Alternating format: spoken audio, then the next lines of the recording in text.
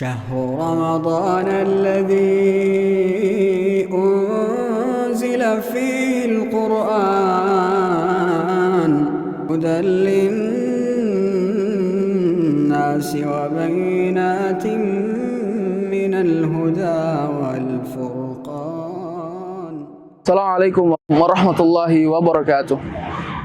الحمد لله رب العالمين الذي وفق من شاء إلى مرضاته وعلم من شاء تعليما وأدب من اختاره تأديبا فله الحمد على ما من علينا من النعم الجزيلة والعطايا الكثيرة أحمده الله وأشكره وأثني عليه وأشهد أن لا إله إلا الله وحده لا شريك له وأشهد أن محمدا عبد الله ورسوله صلى الله عليه وعلى آله وصحبه وسلم تسليما مزيدا أما بعد.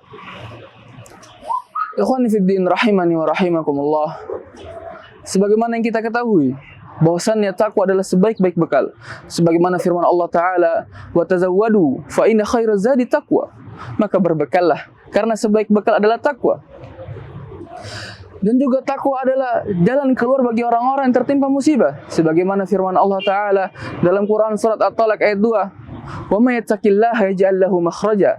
Barang siapa yang bertakwa kepada Allah Subhanahu wa taala, maka Allah Subhanahu wa taala akan memberikan baginya jalan keluar. Dan juga takwa adalah sebaik-baik pakaian.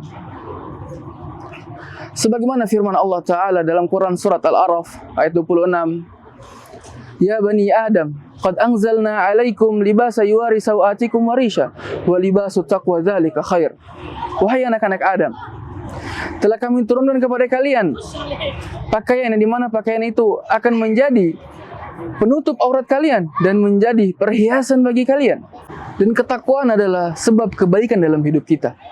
Sebagaimana firman Allah Subhanahu wa taala dalam Quran surat An-Nahl ayat 97, "Man amila salihan min dzakarin wa untha wa huwa mu'min falanuhayyiyannahu hayatan thayyibah." Barang siapa yang mengerjakan amal-amalan saleh, baik dia laki-laki maupun perempuan, dan dia beriman terhadap Allah Subhanahu wa taala, falanuhayyiyannahu hayatan thayyibah, maka kita akan berikan kepada dia kebaikan dalam hidupnya.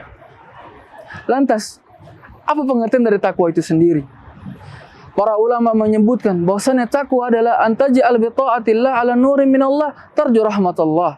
Adalah engkau melakukan ketaatan-ketaatan terhadap Allah Subhanahu wa taala atas dasar petunjuk dari Allah Subhanahu wa taala, tarju rahmatullah, dan mengharapkan rahmat dari Allah Subhanahu wa taala. Wa anta turku ma'siyatallah ala nurin minallah takhafu adzaballah. Dan engkau meninggalkan kemaksiatan-kemaksiatan, hal-hal yang dilarang oleh Allah Subhanahu wa taala atas petunjuk dari Allah Subhanahu wa taala dan atas dasar ketakutan terhadap Allah Subhanahu wa taala. Al-Imam Ibnu Rajab Al-Hambali mengatakan, "Al-aslu fi taqwa ayya'lam al-'abdu ma yutaqa summa yattaqi." Adalah seorang hamba mengetahui apa yang harus ia tinggalkan kemudian ia hindari. Dan juga ketahuilah ikhwani fiddin rahimani wa rahimakumullah, bulan sekarang ini, bulan yang mulia ini juga dikenal dengan bulan ketakwaan, syahrut taqwa. Allah Ta'ala berfirman dalam Quran surat Al-Baqarah ayat 183, "Ya ayyuhalladzina amanu kutiba alaikumus siyam kama kutiba alal ladzina min qablikum la'allakum tattaqun." Wahai orang-orang yang beriman, telah diwajibkan atas kalian berpuasa sebagaimana diwajibkan atas orang-orang sebelum kalian agar kalian bertakwa. Lantas, apa urgensi antara takwa dan puasa dalam ayat ini? Ayat ini menyebutkan hubungan antara puasa dan takwa adalah orang yang menggapai derajat takwa, dan puasa adalah sebab ia menggapai derajat tersebut. Karena dalam puasa kita dituntut untuk mematuhi segala ketaatan yang diperintahkan oleh kita dari Allah Subhanahu wa taala dan menjauhi larangan-larangan Allah Subhanahu wa taala. Dan ini adalah pengertian dari takwa. Dan juga orang yang berpuasa sebenarnya ia bisa melakukan kemaksiatan, ia bisa melakukan kesenangan-kesenangan duniawi, tapi ia tinggalkan karena ia tahu bahwasannya Allah Subhanahu wa taala selalu mengawasinya. Dan ini juga bagian dari takwa. Dan orang-orang yang berpuasa, ia dilarang oleh Allah Subhanahu wa taala dari makan, minum, berhubungan biologis dan lain sebagainya. dalam rangka bertaqarrub terhadap Allah Subhanahu wa taala, mendekatkan diri terhadap Allah Subhanahu wa taala. Dan ini juga bagian dari takwa. Dan orang-orang yang kaya raya, yang diberi rezeki lebih oleh Allah Subhanahu wa taala, saat mereka merasakan pahitnya menahan lapar dan dahaga, kemudian hati mereka terketuk untuk saling memberi kepada fakir miskin, mengharapkan ridho Allah Subhanahu wa taala, ini juga bagian dari takwa.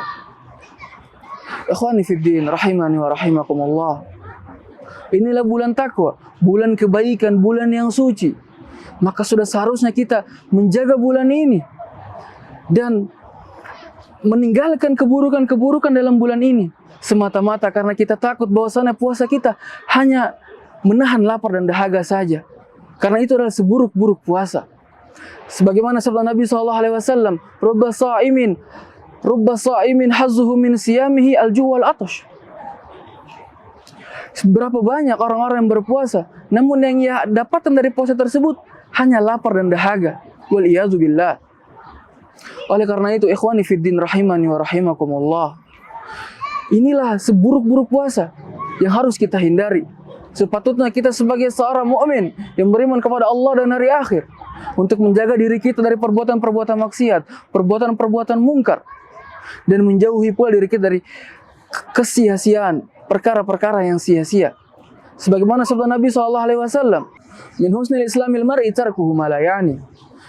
Dari antara bentuk kebaikan Islam yang seseorang adalah meninggalkan perkara yang sia-sia.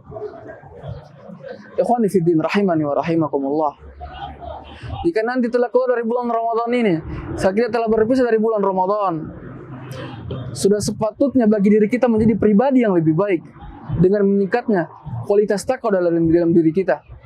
Karena kita telah ditempa dalam madrasah Ramadan selama 30 hari untuk melaksanakan segala ketaatan dan hal yang diperintahkan oleh Allah Subhanahu wa taala dan menjauhi larangan-larangan dari Allah Subhanahu wa taala. Rabbana ghfir lana wa tub alaina innaka antat tawwabur rahim. Wa sallallahu ala nabiyyina Muhammad wa ala alihi wa sahbihi wasallam. Wassalamu alaikum warahmatullahi wabarakatuh. Al-Badr TV, meraih cahaya dengan sunnah.